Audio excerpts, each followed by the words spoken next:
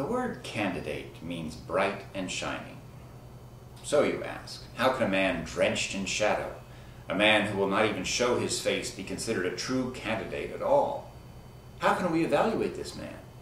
How can we judge his true character?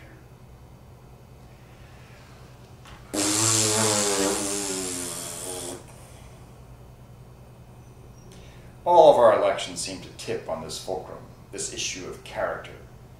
Candidates spend millions to define themselves. The airways and internet stream a constant flow of such efforts. Wannabe public servants have whole committees dedicated to constructing a sellable public persona. Teams of analysts, pollsters, advertisers, and big money bundlers thoroughly deconstruct a human's history, voting records, religion, public service, and family affairs. They take these pieces and from them build a model of a human which will move the masses. The success of people running for office has nothing to do with their true selves, but hinges on the skill of the candidates and their political teams to filter information into a pre-assembled narrative.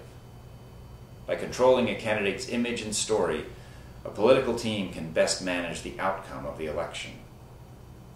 The purpose of campaigning is not to present a person in the truest light, but to present him in the best light, the brightest light, a light so pure and bright that every shadow is washed off their face, every blemish erased. This is a formula as old as politics itself.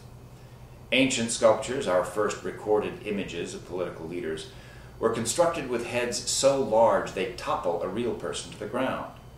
Distortion was used to give the ground-level viewer the impression of a well-proportioned senator.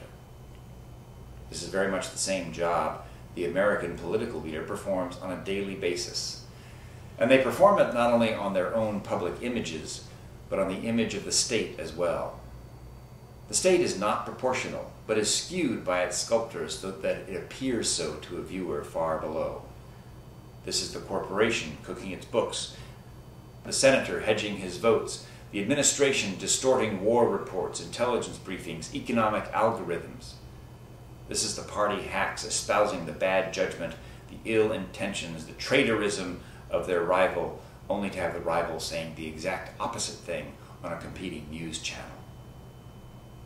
The job of our leader is no longer to lead, but to endlessly carve a satisfying public image from the dark, formless nebulae of what passes as our nation's public dialogue.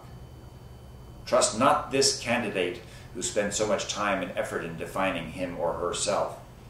Instead of evaluating pre-packaged narrative archetypes, ask yourself this: if we were to strip away all of the glory, honor, and the money that comes from good acts, if we were to remove the infamy and scorn that comes from bad ones, what would happen to the images our leaders construct? Would they work to convince us that their lives are virtuous despite the lack of cultural reward? Or would they simply change their stories to fit this new social schema?